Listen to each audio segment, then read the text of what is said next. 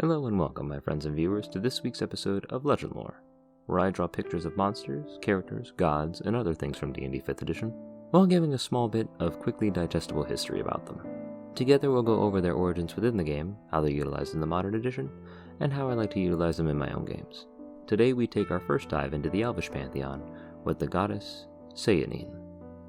Sehanine made her first appearance in 1998 in the supplement Demi-Human Deities, an accessory book for the second edition of Dungeons & Dragons that focused on introducing pantheons and gods belonging to the non-human races.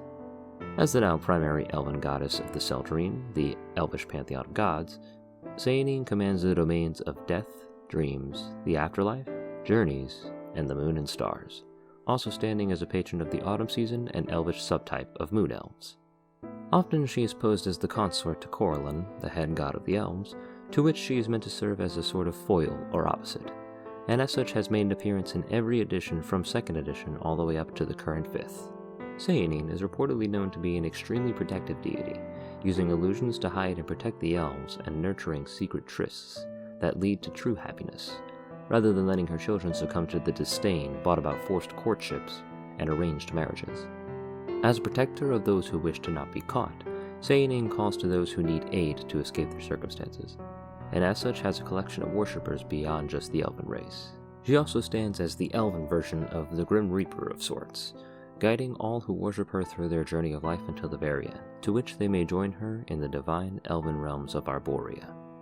Sehanine's physical description is often relegated to that of a 5-foot elven female in a translucent gown,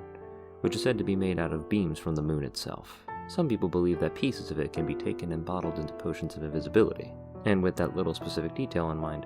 this open description allows me a bit of freedom with my interpretation.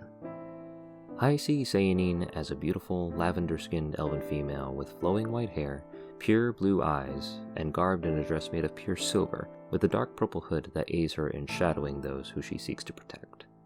I see her as a strong opposite to Corellon's staunch, golden brightness, and she carries with her a deep melancholy due to her association as the goddess of death to a race that is so long-lived. I've also taken a bit of inspiration from Steven Universe's Blue Diamond, who actually gave me my first idea of how I wanted to depict the character.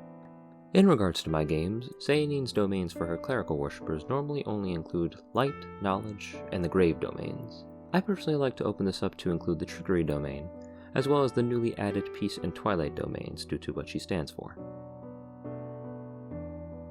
While she holds the domain of death, death clerics to her are significantly rare due to her more secretive and evasive nature. Other classes that I often align her with are Twilight, Dream and Star Circle Druids, Way of the Shadow and Mercy Monks,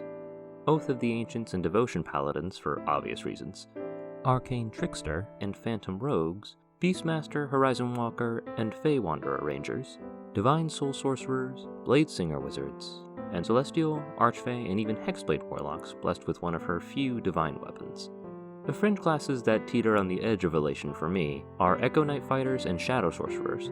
the former's duplicating feature seeming like something that she could bestow upon a follower as a blessing, and the latter could serve as the descendant of her bloodline, innately protected from death and discovery alike. Also in my world, Corellon Lorethian, the head of the Elven Pantheon and Sehanine's lover in most lore, is dead, having given his life to push Therisden into the realm of imprisonment during the Dawn War. I feel this gives her a stronger justification towards her melancholy, isolated demeanor, and gives her a strong wish to protect others, regardless of whether or not they are her devout worshippers. It also adds a layer of true dread when it comes to thinking about the actions and existence of Therisden, the Chained Oblivion. Also, when it comes down to it, I didn't really like Corellon much as a god, and I felt that him being dead served my setting better. Let me know what you guys think in the comments. But regardless of that, Sehanine stands as the living head of a small elvish pantheon, even though her husband remains posthumously worshipped. When he was alive, she loved him greatly and always worked to curb his temper and keep his emotions from ruling over his decisions, and his death weighs very heavily on her to this day, motivating her to stand strong even from the shadows. In terms of magical items aligned with Sehanine, there is the Moonshaft, a quarterstaff with night and moon-based abilities, and my own homebrew bow and arrow set known as Moon Mother's Lance, both of which I provided in the description for anyone who would like to use them. Other possible items related to her are Cloaks of Displacement, a Wand of Polymorphing, and a Wand of Paralysis, all of which are very self-explanatory. Sehanine may have had a small beginning just as Coralon's consort, but the evolution of her within the mythology of elves and D&D as a whole lets us really deep dive into the worries and anxieties of the end coming for a race with such power and long lifespans. I feel she really allowed me to look at the elves differently and try to empathize with their mindset and culture beyond the stereotypes of arrogance, aloofness, and magical proficiency. I want to thank all of you guys for watching, and if you want to keep updated on the next Legendlore, please subscribe to the channel and press the little bell icon to be notified of the next video. You can also follow me on social media for progress on each piece, and also comment down below about how you use Sehanine in your games, what characters you made that follow her, and whatever you would like to see in the next videos to come. Until then, I'll see you guys next time.